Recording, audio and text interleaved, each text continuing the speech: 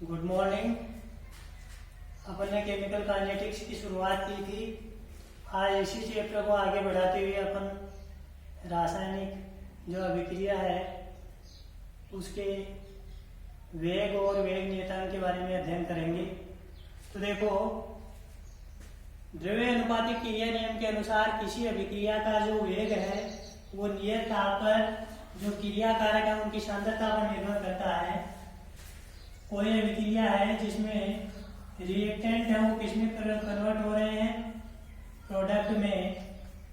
इसके लिए अभिक्रिया का जो वेग है वो क्रिया कारक की सांद्रता पर निर्भर करता है द्रव्य अनुपातिक क्रिया नियम के अनुसार।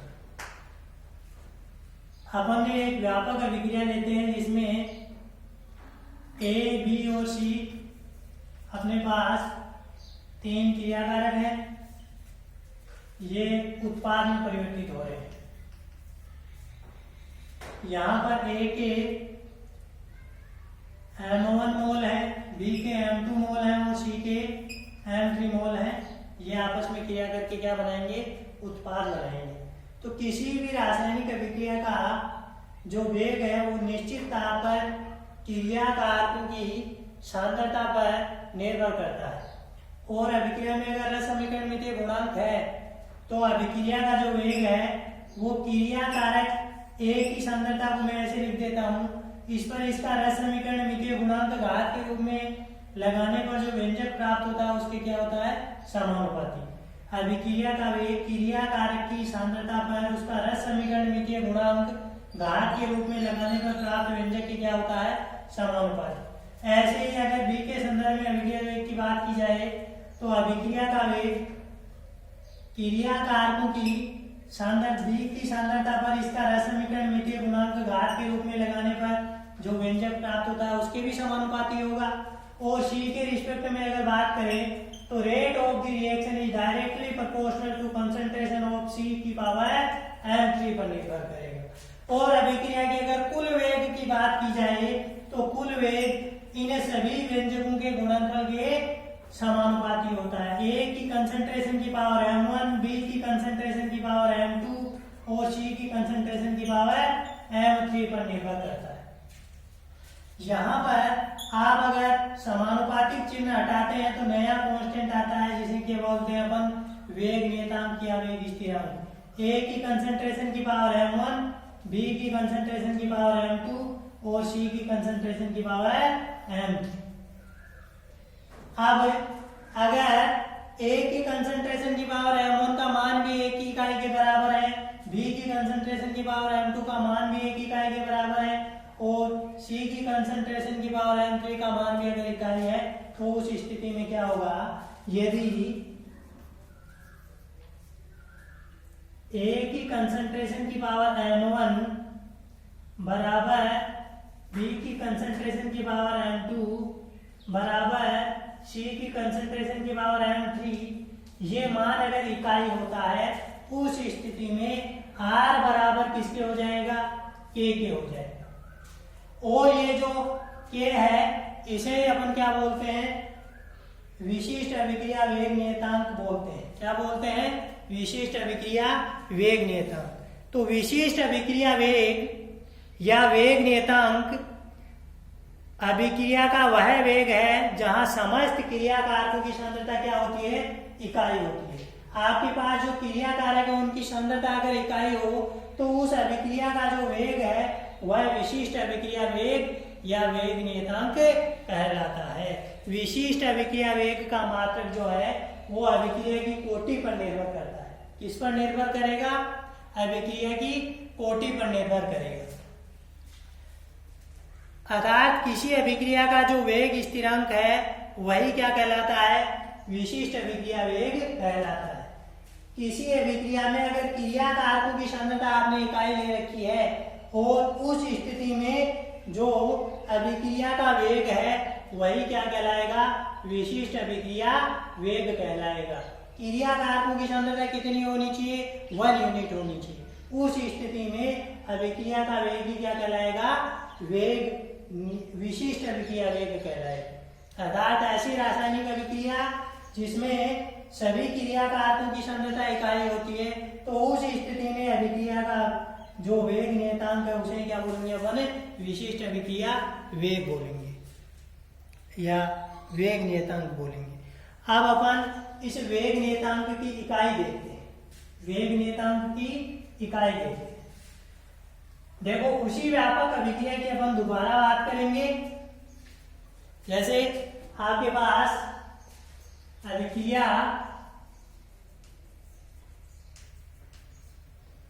M1 मोल है वो A के, और M2 मोल है वो B के, और M3 मोल है वो C के, आपस में रिएक्शन करके किसका निर्माण कर रहे हैं, उत्पाद का निर्माण कर रहे हैं। तो इस अभिक्रिया के लिए अगर वेग अपन समीकरण लिखें तो R समानुपाती होगा A की कंसंट्रेशन की पावर M1, B की कंसंट्रेशन की पावर M2 और C की कंसंट्रेशन की पावर M3। अगर समानुपातिक चिन्ह अपन हटाएंगे तो कांस्टेंट आएगा। वेग नियतांक A की कंसंट्रेशन की पावर M1, B की कंसंट्रेशन की पावर M2 और C की कंसंट्रेशन की पावर M3। यहां से अपन ये जो K है वेग नियतांक है उसकी इकाई निकालेंगे। कैसे? देखो अभिक्रिया का वेग क्या होता है, क्रिया कारक है उनकी सांद्रता में समय के साथ परिवर्तन, या जो उत्पाद है उनकी सांद्रता में समय के साथ हुआ परिवर्तन, ये अभिक्रिया वेग कहलाता है। तो ये जो है वो क्या होगा, सांद्रता बटा समय। इसको मैं C/T लिख देता हूँ। क्या लिख दिया? C/T बराबर K। अब ये A की सांद्रता है, ये B की सांद्रता है, ये C की सांद्रता है, यानी ये A, B और C जो आपने वर्गाकार कोष्टक में लिखे हैं वो सारे के सारे सांद्रता पद हैं, तो इनको मैं सांद्रता की तरह लिख देता हूँ। ये पावर M1, M2, M3, अब इनको आपस में आपने क्या कर दिया, जोड़ दिया। आधार समान है, बीच में गुणा का चिन्ह है, तो बातें आपस में जुड़ गई। ऐसे लिख सकते हैं। अब मैं मान लेता हूं, माना M1 plus M2 plus M3 बराबर n के मान लेता हूं। किसके बराबर मान लिया मैंने? n के मान लिया कि ये जो सांद्रता पर समीकरण में गुणांक लगे हुए हैं इन सब का योग किसके बराबर हो रहा है, n के बराबर। तो C/T बराबर के कंसंट्रेशन की पावर क्या हो गया, n। यहां से k को इधर ले आते हैं तो k ऐसे लिख लो, k C की पावर n बराबर C/T। यहां से k बराबर लिखना चाहे तो C की पावर n उधर जाएगा, यहां पर बात करें एक बेटी है, ये C-1 हो जाएगा, 1 माइनस n बाई नीचे t। ये सांद्रता है। C क्या है सांद्रता, T क्या है आपके पास समय। तो यहां से मैं इस n की वैल्यू पुटअप करता हूं। जब n बराबर क्या हुआ आपके पास, जब n बराबर 0 हो तो उस स्थिति में जो k है उसकी इकाई क्या होगी, k की यूनिट क्या होगी। तो C की पावर 1 माइनस 0, C की पावर 1 माइनस 0 बाई T। तो k की यूनिट क्या हो गई, C/T। C क्या है सांद्रता, सांद्रता को क्या लिखेंगे, मोलैरिटी। समय को किसमें, सेकेंड में। तो इसकी इकाई क्या हो गई, मोलैरिटी सेकेंड इनवर्स, या ऐसे भी लिखा जा सकता है मोल लीटर इनवर्स और सेकेंड इनवर्स। ये जब n की वैल्यू 0 होती है उस स्थिति में आपके पास जो वेग नियतांक है उसकी इकाई होती है। वेग नियतांक की इकाई को देखकर अपन बता सकते हैं कि यह अभिक्रिया कौन सी कोटि की है। अगर n बराबर 0 होती है तो उस स्थिति में अभिक्रिया 0 कोटि की होती है, और वेग नियतांक की जो इकाई है वो mole litre inverse second inverse होती है। जब n बराबर 1 हो, जब n बराबर 1 हो तो उस स्थिति में जो k की यूनिट है वो क्या आती है, अपन अभी निकालते हैं। k की वैल्यू जब n बराबर 1 है उस स्थिति में क्या होगी, c की पावर 1 माइनस 1 बाई टी। अब 1 में से 1 गया, यानी c की पावर क्या हो गई, 0 बाई टी। c की पावर 0, किसी भी आधार की अगर 0 इकाई होती है तो उसका मान सदैव कितना होता है, 1। यानी k की जो इकाई है वो क्या आएगी, सेकेंड इनवर्स। क्या आएगी, सेकेंड इनवर्स। और ऐसी ही एक स्थिति आपके पास और है, जब अपने पास इसका मान किसके बराबर हो जाए, 2 के बराबर, n का मान किसके बराबर हो, 2 के बराबर। जब n बराबर 2 हो तो k की इकाई क्या होगी, c की पावर 1 माइनस n की वैल्यू 2 पुटअप करो बाई t, k की इकाई c की पावर -1 बाई t। अब c की पावर -1, c मोलरिटी होती है तो मोलरिटी इनवर्स और सेकेंड इनवर्स इसकी इकाई होगी, या इसको अपन क्या लिख सकते हैं, mole inverse, mole inverse litre second inverse. यानी जो वेग नियतांक है उसकी इकाई किस पर निर्भर करती है, अभिक्रिया की कोटि पर। तो नोट डालकर लिखेंगे, वेग नियतांक की इकाई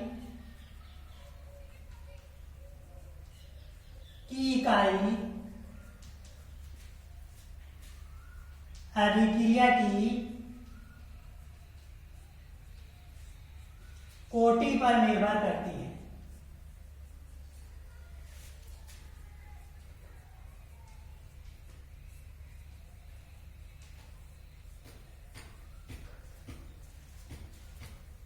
शून्य कोटि अभिक्रिया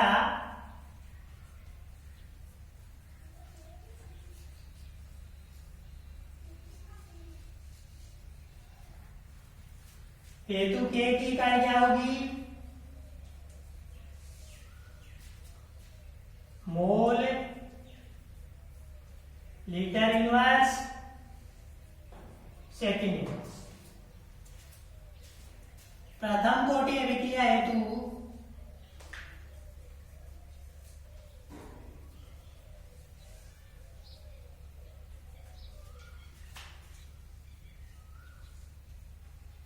के की इकाई second inverse,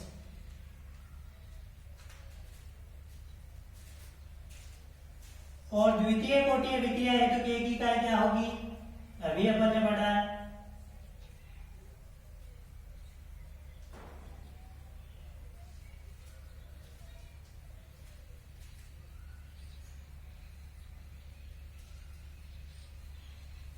mole inverse litre second inverse. इस प्रकार से सीधा प्रश्न पूछ लेता है, एक अभिक्रिया के लिए वेग नियतांक 5 सेकेंड इनवर्स है तो इस अभिक्रिया की कोटि बताइए। तो अपन वेग नियतांक की इकाई को देखकर बता सकते हैं कि अभिक्रिया की कोटि कितनी होगी, कि कौन सी कोटि की है वो अभिक्रिया, प्रथम कोटि की अभिक्रिया है। इस प्रकार से अपन ने यहाँ पर जो वेग नियतांक है उसके बारे में पढ़ा कि प्रथम कोटि अभिक्रिया के लिए वेग नियतांक की इकाई क्या होगी, द्वितीय कोटि अभिक्रिया के लिए वेग नियतांक की इकाई क्या होगी, शून्य कोटि अभिक्रिया के लिए वेग नियतांक की इकाई क्या होगी। ये जो अभिक्रिया की कोटि है उसके बारे में आपको पिछली क्लास में बताया गया था कि ये एक प्रायोगिक मान होता है। किसी अभिक्रिया के प्रायोगिक वेग व्यंजक में सांद्रता पदों के घातांकों का योग अभिक्रिया की क्या कहलाता है, कोटि कहलाता है। और उसका मान अगर 0 होता है उस स्थिति में वो शून्य कोटि अभिक्रिया कहलाती है।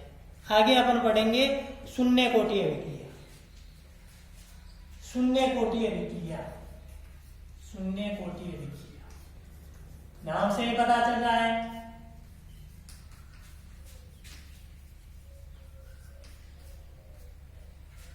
ऐसी रासायनिक अभिक्रिया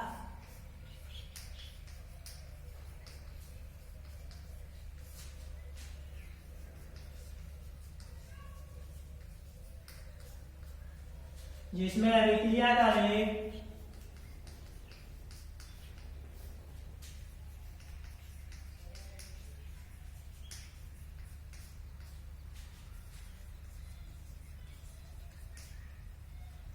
क्रियाकार कोण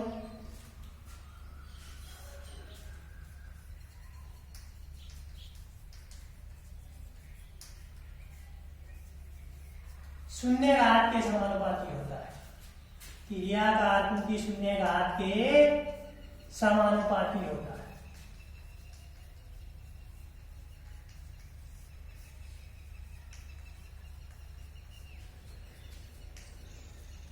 उसे शून्य कोटि अभिक्रिया कहा जाता है।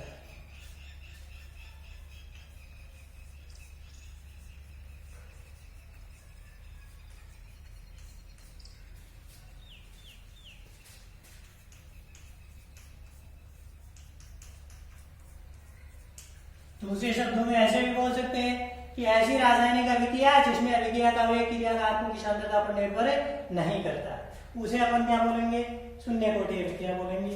अब अपन एक अभिक्रिया की बात करते हैं, अभिक्रिया जिसमें रिएक्टेंट है वो किसमें कन्वर्ट हो रहे हैं, प्रोडक्ट में।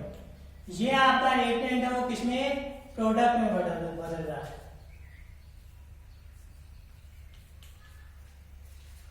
अभिक्रिया में जो रिएक्टेंट है मैं इसे ऐसे लिख देता हूं, रिएक्टेंट है वो किसमें बदल रहे हैं, प्रोडक्ट में बदल रहे हैं। अब अगर प्रारंभिक समय में बात करूं या प्रारंभिक सांद्रता,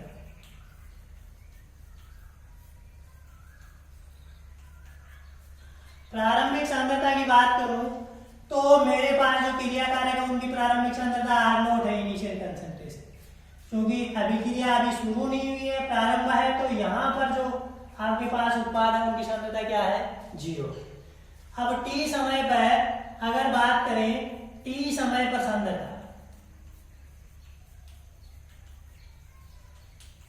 आप सबको पता है कि जैसे जैसे समय गुजरेगा वैसे वैसे क्रिया कारक है वो उत्पाद में बदलेंगे, यानी क्रिया कारकों की सांद्रता कम होगी और उत्पादों की सांद्रता में क्या होगी, वृद्धि होगी। टी समय पर उत्पाद की सांद्रता क्या हो जाती है, H हो जाती है। आपका जो क्रिया कारक है उसकी सांद्रता घटकर क्या हो जाती है, R हो जाती है। यहाँ पर आप लोग लिखिएगा R0 अपने पास क्या है, R0 है क्रिया कारक की प्रारंभिक सांद्रता, क्रिया कारक की या क्रिया कारकों की प्रारंभिक सांद्रता,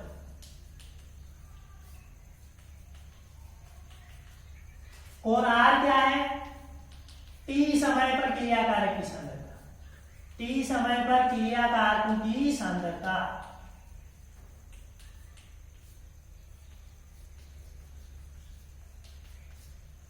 H क्या है, T समय पर उत्पाद की सांद्रता।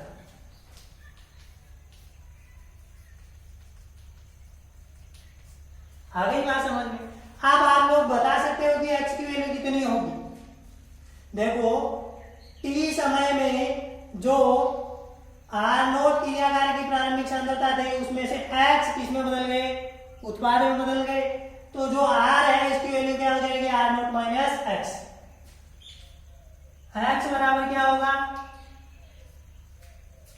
R0 माइनस R होगा, और R0 माइनस R बराबर किसके हो जाएगा, X, R0 माइनस R।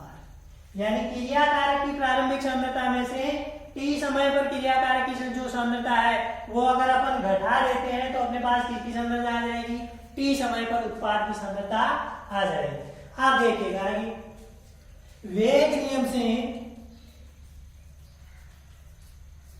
क्योंकि अपन यहाँ पर शून्य कोटि अभिक्रिया का अध्ययन कर रहे हैं, तो अभिक्रिया का जो वेग है वो किस पर निर्भर करेगा, जो क्रिया कारक है उसकी सांद्रता की शून्य घात पर निर्भर करेगा।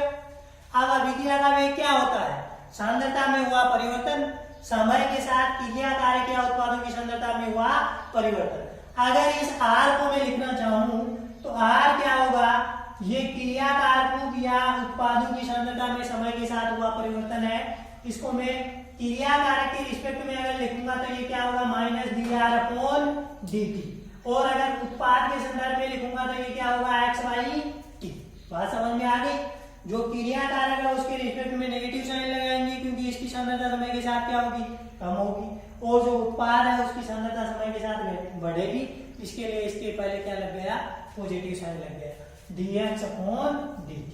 ऐसा आप लोगों ने लिख दिया। अब देखिएगा यहां पर r की जगह में माइनस dr/dt पुटअप करूं, माइनस dr/dt क्रिया कारक के रिस्पेक्ट में मैंने अभिक्रिया का वेग लिखा, समानुपाती होगा किसकी, r की पावर 0। और अगर ये समानुपाती चिन्ह अपन हटाएंगे तो आपके पास नया कांस्टेंट आएगा जिसे अपन क्या बोलेंगे, k बोलेंगे। समानुपातिक वेग नियतांक, इसे मैं ऐसे लिख देता हूं। और ये रिएक्टेंट की कंसंट्रेशन की पावर क्या है, 0 है। अब आप सबको पता है कि अगर यहाँ पर किसी भी सांद्रता पद की पावर अगर 0 होगी तो उसका मान कितना होगा, 1 इकाई के बराबर होगा। तो minus D R upon D T बराबर किसके हो गया, के नोट के हो गया। ये क्या होगा, शून्य कोटि अभिक्रिया का अवकलित वेग समीकरण। इसको समीकरण नंबर 1 नाम दे दो, अवकलित वेग समीकरण। अवकलित वेग समीकरण।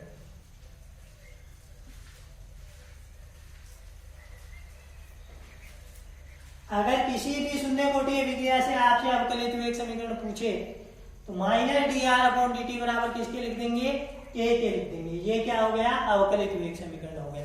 अब इसके आधार पर ही अपन शून्य कोटि अभिक्रिया हेतु यही समीकरण अगर आपसे मैंने क्रिया कारक के रिस्पेक्ट में लिखा है, अगर उत्पाद के रिस्पेक्ट में पूछ ले तो क्या लिखेंगे, dx अपॉन dt लिखेंगे भाई, dx अपॉन dt। या लिखकर आप लोग ये भी लिख देना, dx अपॉन dt बराबर किसके हो गया, के नोट। एक ही बात है दोनों, ये क्रिया कारक के रिस्पेक्ट में लिखा गया और ये उत्पाद के रिस्पेक्ट में अभिक्रिया का अवकलित वेग समीकरण लिखा गया है। अब इसके आधार पर अपन समाकलित वेग समीकरण लिखें।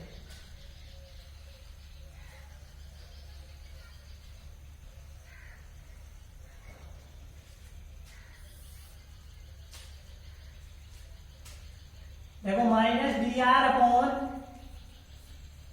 डी टी बराबर किसके हो रहा है, एक। इसे डी टी को उधर ले जाओ, डी आर बराबर माइनस के डी टी के हो गया। इसका समाकलन कर दो, समाकलन करने पर integration of D R equal to integration of K D T. अब यहाँ पर इसका जो समाकलन किया जाएगा तो वो कितना हो जाएगा, आर हो जाएगा। आर बराबर कांस्टेंट को बाहर लाएंगे, dt का समाकलन होगा तो वो टी आएगा। तो माइनस के टी प्लस यहाँ पर समाकलन कांस्टेंट आएगा जिसे अपन सी से दर्शा देते हैं। सी क्या है, समाकलन नियतांक। समाकलन नियतांक। अब देखो जब t बराबर 0 हो, जब t बराबर 0 हो तो ये जो मेरी क्रिया कारक की t समय पर सांद्रता r लिखी है वो किसके बराबर होगी, r नोट के। तो ये जो r है वो किसके बराबर हो जाएगी, r नोट के बराबर हो जाएगी। अतः इसको समीकरण नंबर 2 नाम दे दीजिए। अतः r बराबर आप लोग लिख रहे हैं माइनस के इंटू टी की जगह में 0 लिखूं प्लस आगे क्या है सी। अब देखो t बराबर आपने 0 रख दिया तो r किसके बराबर होगा, r नोट के। तो r नोट बराबर किसके हो गया, c। ये समीकरण नंबर 3 हो गया। अब इसे c का जो मान है वो समीकरण नंबर 2 में पुटअप कर दो। c का मान समीकरण है 2 में रखने पर देखो r बराबर क्या आएगा, माइनस के टी प्लस सी की जगह क्या पुटअप करना है, आर नोट। ये आर नोट इसे ही अपन क्या बोलते हैं, समाकलित वेग समीकरण। क्या बोलेंगे, समाकलित वेग समीकरण। और यहां से अपन एक आलेख ड्रा कर सकते हैं। देखो कैसे, इसको समीकरण नंबर 4 नाम दे दो। इसकी तुलना y बराबर माइनस एम एक्स प्लस सी का ग्राफ से करो। y बराबर माइनस एम एक्स प्लस सी से तुलना करनी।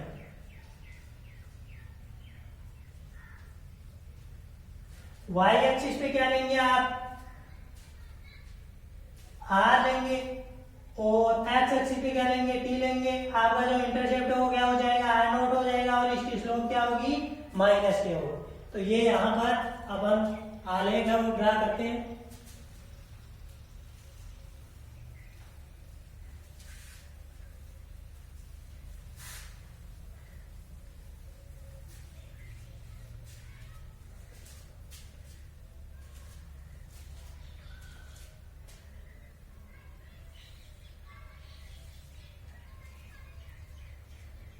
वाई एक्सिस पे आपको आर लेना है, रिएक्टेंट की कंसंट्रेशन।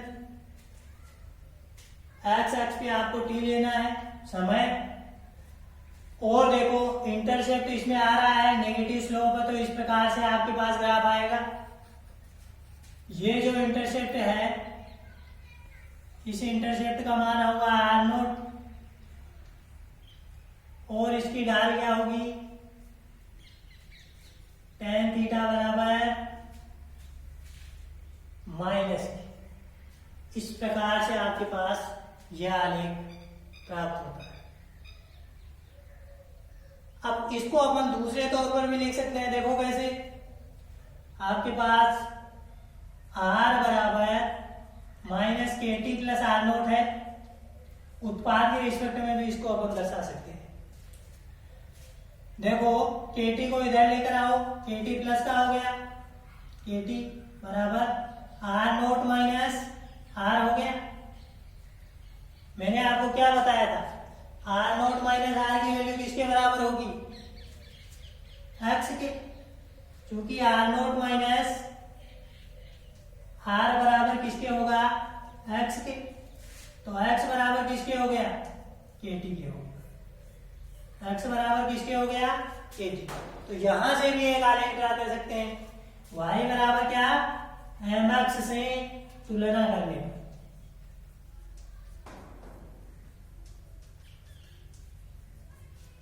क्या आएगा, वाई एक्सिस पे एक्स लेंगे, एक्स एक्सिस पे क्या लेंगे, टी लेंगे, और ये आपकी ढाल आ जाएगी कि ऐसा आलेख आएगा। देखो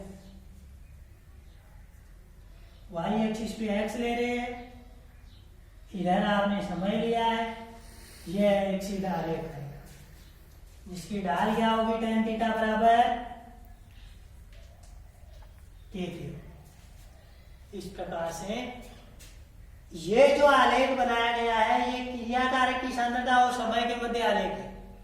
क्रिया कारक की सांद्रता और समय के साथ, इसमें समय के साथ क्रिया कारक की सांद्रता में क्या आ रही है, कमी आ रही है।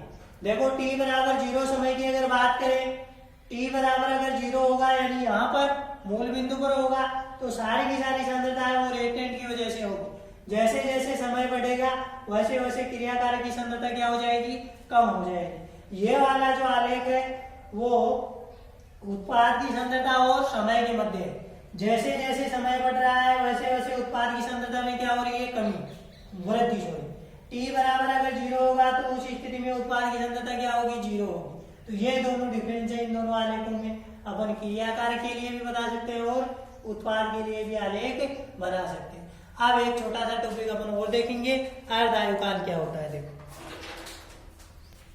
अर्धायुकाल,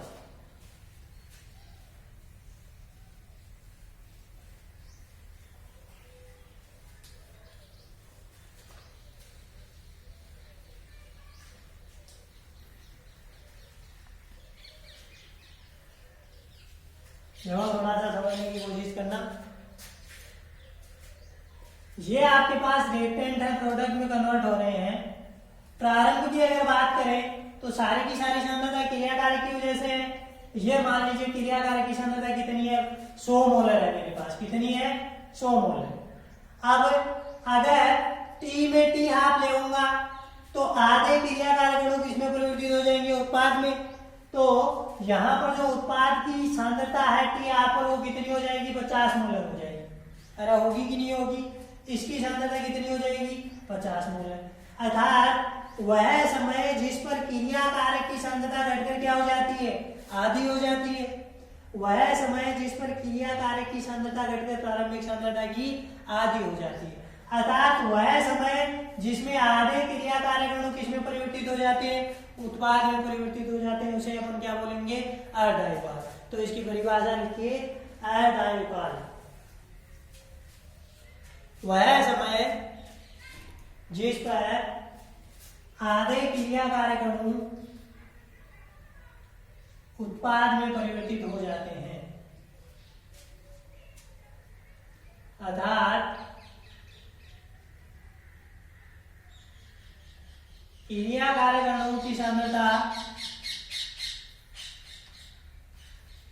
क्रिया कारक अणु की सांद्रता घटकर आधी होने में लगा समय अर्धआयुकाल कहलाता है। अर्धआयुकाल को टी हाफ से डिनोट करते हैं।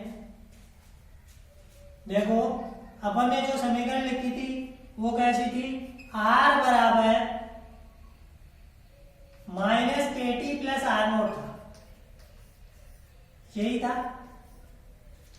एक अपन ने समीकरण लिखी थी x बराबर के टी, ये वाली भी लिखी थी। ये अपन ने क्रियाकारकों के संदर्भ में लिखा था समाकलित एक समीकरण, और ये उत्पाद के संदर्भ में लिखा था। अब यहां से देखो अर्धआयुकाल की बात कर रहा हूं, जब t बराबर टी हाफ हो तो R ये जो क्रियाकारक की सांद्रता है वो टी हाफ पर कितनी रह जाएगी, R नोट बाई 2 हो जाएगी। अरे होगी कि नहीं होगी, हाँ होगी।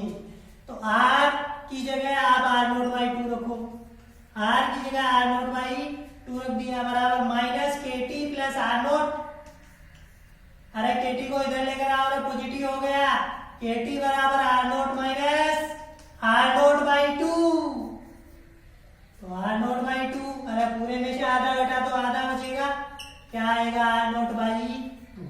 तो टी की जगह मैं टी हाफ लिख रहा हूं, ये देखो टी की जगह क्या लिख दिया, टी हाफ। तो टी हाफ बराबर क्या आया, आर नोट बाई 2 के। टी हाफ बराबर क्या आया, आर नोट बाई 2 के। टी हाफ बराबर क्या है, आर नोट बाई 2 के। यहां से आप एक बात देख सकते हो, टी हाफ है वो समानुपाती हो रहा है किसके, आर नोट के। किसके समानुपाती हो रहा है, आर नोट के। यानी शून्य कोटि अभिक्रिया में जो अर्धआयुकाल है वो क्रियाकारकों की प्रारंभिक सांद्रता के समानुपाती होता है। बहुत बहुत काम की बात है। शुरू में अपन ने क्या लिखा था, अभिक्रिया का जो वेग है वो क्रियाकारकों की शून्य घात के समानुपाती हो रहा है। यहाँ पर अर्धआयुकाल क्रियाकारकों की प्रथम घात के समानुपाती हो रहा है। ये है अंतर दोनों। अर्धआयुकाल है वो तो अभिक्रियाकारक है उसकी प्रारंभिक सांद्रता पर निर्भर करता है, और जो अभिक्रिया का वेग है वो इस पर निर्भर नहीं करता है। यहीं पर मैं लिख देता हूं, यहाँ पर R समानुपाती होगा क्रियाकारक की कंसंट्रेशन की पावर 0। ये किसके लिए है, जीरो ऑर्डर रिएक्शन के लिए। अर्धआयुकाल क्रियाकारक की प्रारंभिक सांद्रता पर निर्भर करता है, और अभिक्रिया का जो वेग है वो क्रियाकारक की प्रारंभिक सांद्रता पर निर्भर नहीं करता है, अर्थात इसकी प्रथम घात के समानुपाती होता है। इसी अर्धआयुकाल को अपन उत्पाद के रिस्पेक्ट में भी बता सकते हैं। देखो x बराबर क्या होता है, kT। x क्या है, t समय पर उत्पाद की सांद्रता, और जब t बराबर t हाफ हो तो x बराबर क्या हो जाएगा, x बराबर r नॉट बाई 2 हो जाएगा।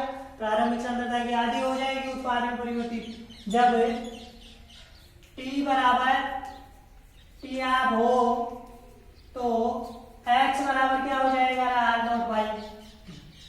तो x की जगह r नॉट बाई 2 पुटअप करो, बराबर किसके, के टी हाफ। तो टी हाफ बराबर क्या हो गया, R naught by 2। T half बराबर क्या हो गया, आर नॉट बाई 2। यहीं से भी देख सकते हैं T half is directly proportional to R naught. शून्य कोटि अभिक्रिया में अर्धआयुकाल क्रियाकारक की प्रारंभिक सांद्रता के समानुपाती होगा। यहां से आप आलेख भी ड्रा कर सकते हैं टी हाफ और आर नोट के मध्य। ऐसे देखो,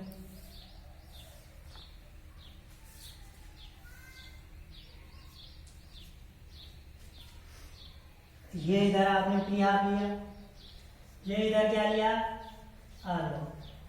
क्रियाकारक की प्रारंभिक सांद्रता, तो कैसा आलेख आएगा, ऐसा आलेख आएगा, सरल रेखा ग्राफ आएगा। इसका मतलब इसको पढ़ेंगे कैसे, देखो एक्स एक्सिस पे मैं वाई राशि बढ़ाऊंगा तो वाई एक्सिस पे अपने आप बढ़ेगी। कैसे, देखो यहाँ पर आर नोट मेरे पास 0 था तो टी आप भी 0, ये आर नोट मैंने बढ़ाकर मान लीजिए यहाँ पर ये 10 मोल पर लीटर हो गई, क्रियाकारक की प्रारंभिक सांद्रता ले ली, तो मेरे पास अर्धआयुकाल ये आया। आप 10 की जगह मैंने कितना कर दिया, इसे 20 कर दिया। कितना कर दिया रे, 20 कर दिया। तो जो आयरदायु काल है वो भी प्रारंभिक का क्या हो गया, डबल हो जाएगा। इस प्रकार से इस आलेख को पढ़ा जाता है।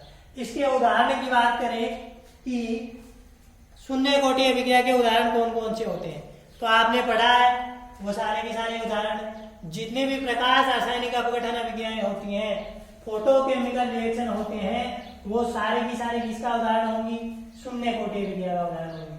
क्योंकि उनमें जो अभिक्रिया का वेग है वो क्रिया कारक की सांद्रता पर निर्भर नहीं करता है, अपितु किस पर निर्भर करेगा, जो लाइट आ रही है उसकी तीव्रता पर निर्भर करेगा, प्रकाश की तीव्रता पर निर्भर करता है।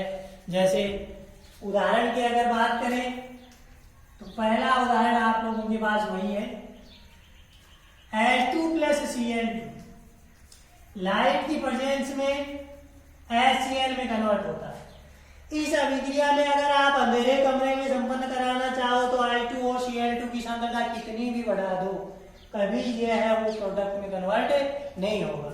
यानी इस अभिक्रिया के लिए अपन ऐसे लिख सकते हैं, अभिक्रिया का जो वेग है वो H2 की पावर भी 0 और Cl2 की जो सांद्रता है उसकी पावर पर 0 पर निर्भर करेगा। यानी इस अभिक्रिया की कोटि क्या होगी रे, कोटि बराबर क्या होगी, 0। आणविकता की बात करें तो आणविकता कितनी हो जाएगी, 2। ऐसे ही दूसरा उदाहरण NH3 है, अमोनिया की विघटन की अभिक्रिया है। यह भी उत्प्रेरक प्लेटिनम ले लो या टंगस्टन ले लो, इसकी उपस्थिति में उच्च दाब पर संपन्न होगी। तो उत्प्रेरक पर यह अभिक्रिया है, इसका वेग निर्भर करेगा। उत्प्रेरक अगर इसकी सांद्रता बढ़ेगी तब अभिक्रिया का वेग बढ़ेगा, ऐसे नहीं। इसकी सतह पर ये रिएक्टेंट मॉलिक्यूल आकर चिपकते हैं और रासायनिक अभिक्रिया संपन्न होगी। तो इस अमोनिया की सांद्रता पर अभिक्रिया का वेग निर्भर नहीं करेगा। यानी यहाँ पर आपके पास उत्पाद हो जाएगा N2 + 3H2। तो इस अभिक्रिया में रेट अभिक्रिया के लिए वेग व्यंजक लिखना चाहे तो R समानुपाती होगा NH3 की कंसंट्रेशन की पावर कितने लिखे, 2 लिख दे, नहीं, क्योंकि जो वेग व्यंजक लिखा जाता है वो एक प्रायोगिक मान है। ऐसे अपन इसको घात के रूप में नहीं लगा सकते, इसकी पावर किस पर निर्भर करेगा, 0 पर। यानी R बराबर K NH3 की पावर क्या लिखोगे आप लोग, 0। R बराबर किसके होगा, K के होगा। कौन सी कोटि होगी, इस अभिक्रिया की कोटि कितनी होगी, 0। और ऐसे ही एक फोस्फीन का विघटन है, वो भी कौन सी कोटि की अभिक्रिया हो जाएगी, शून्य कोटि की अभिक्रिया हो जाएगी, क्योंकि वो भी उत्प्रेरक की उपस्थिति में संपन्न होता है। PH3 उत्पाद में कन्वर्ट होगा, वो अभिक्रिया भी कौन सी कोटि की होगी, शून्य कोटि की अभिक्रिया होगी। जैसे तीसरा उदाहरण है फोस्फीन का विघटन, मोलिब्डेनम की उपस्थिति में होगी, उच्च दाब पर अभिक्रिया संपन्न होती है, इसमें 2P + 3H2 में कन्वर्ट होती है। इसके लिए भी अभिक्रिया के लिए वेग व्यंजक R बराबर के PH3 की पावर क्या लिखोगे, 0। कोटि बराबर कितने लिखोगे, अरे कोटि बताया था ना, प्रायोगिक वेग व्यंजक में सांद्रता पदों के घातांकों का योग, सांद्रता पदों के घातांकों का योग कितना है, 0। इसके लिए इसकी कोटि क्या होगी, 0।